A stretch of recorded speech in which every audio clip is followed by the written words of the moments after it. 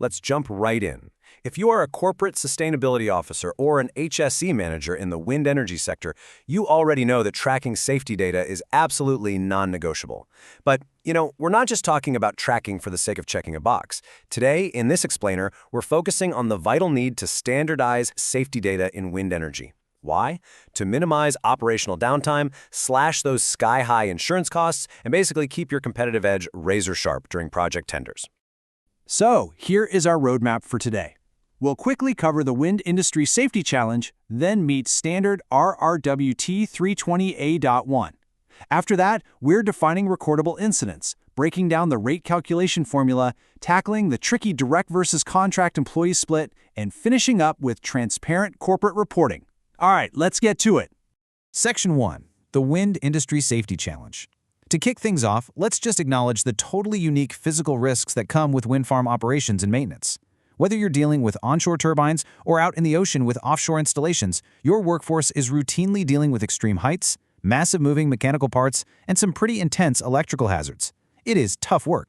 Because the work is inherently hazardous, maintaining high safety standards is, of course, critical for preserving human life, which is always our paramount concern. But it's also absolutely crucial for protecting your entity's reputation and, let's be real, your bottom line.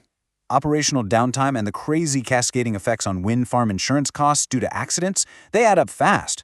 When wind farm owners or developers put out requests for tender, believe me, they look extremely closely at turbine and service providers' safety records. Improving your O&M safety doesn't just save lives, it drastically reduces extraordinary expenses and makes your whole operation far more competitive when bidding for projects. Which brings us to Section 2. Meet Standard RRWT 320A.1.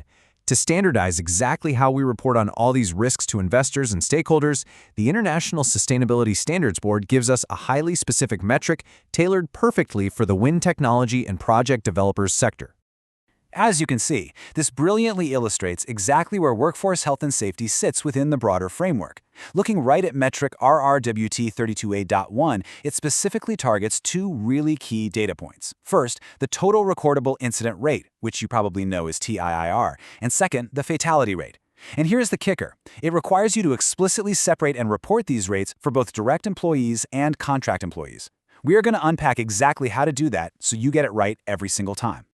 Moving on to Section 3, Defining Recordable Incidents. Honestly, before you can even begin to crunch the numbers and calculate your rates, your compliance teams absolutely need to know exactly what constitutes an incident under this standard. Getting this wrong early on will just skew your entire disclosure. The standard is pretty rigid here. An incident includes anything that results in death, days away from work, restricted work or transfer to another job, medical treatment beyond basic first aid, or loss of consciousness. And mark this down, a significant injury diagnosed by a licensed healthcare professional counts too, even if it doesn't result in a single day off. Meanwhile, first aid is strictly defined as emergency care before regular medical aid can be provided. So basically, know your definitions. It's also super important to remember the scope of these incidents. They actually have to happen in the work environment, which is, well, it's broader than you might think. Yes, it's obviously the physical wind farm or the manufacturing facility, but it also includes the equipment you're using, the materials, and surprisingly enough, even business travel, provided the employee was traveling in your entity's interest at the time. Oh, and one last vital detail here. A work-related incident has to be a brand new case. It cannot just be an update to a previously recorded injury. Okay, Section 4, the rate calculation formula. Let's see how all this builds into the actual math you're going to use for your sustainability disclosures.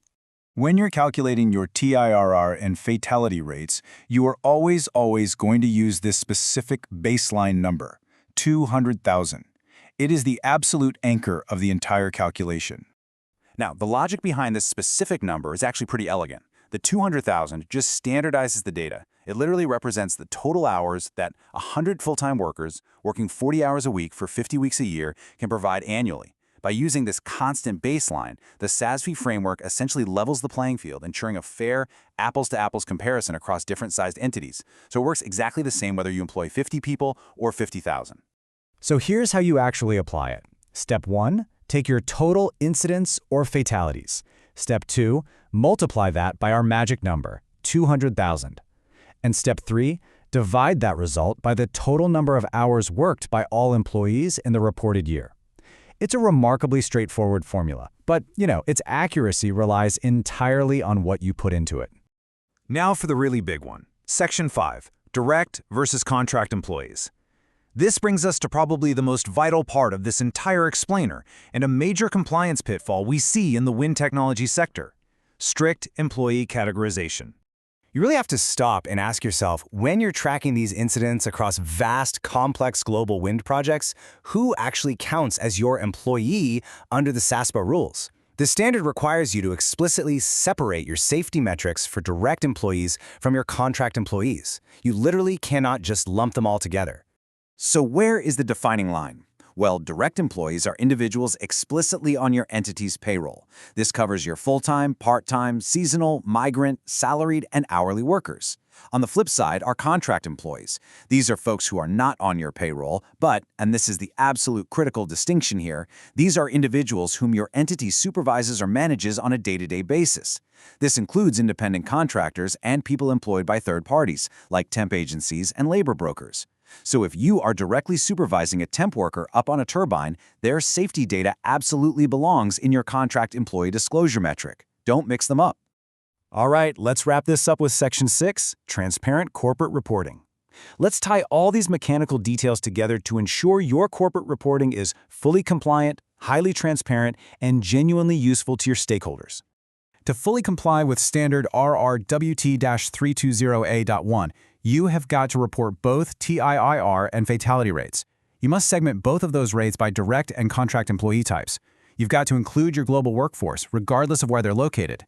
And importantly, because definitions of things like first aid can definitely vary by jurisdiction, you are totally permitted to use local criteria, but you must explicitly disclose the legal, regulatory, or industry frameworks you use for those definitions. At the end of the day, total transparency is the ultimate goal here. As we conclude this explainer, I want to leave you with one final provocative thought. Take a really close look at your current data collection methods. Are your safety metrics truly capturing the full scope of everyone you manage out there on the wind farms? Or are invisible contract worker risks slipping through the cracks of your reporting and potentially threatening your operational viability and your competitive tenders? The tools to track this accurately, explicitly separating direct from contract workers, are right here in the standard. It's just up to you to implement them. Thanks so much for joining me, and I hope this structured look empowers your reporting moving forward.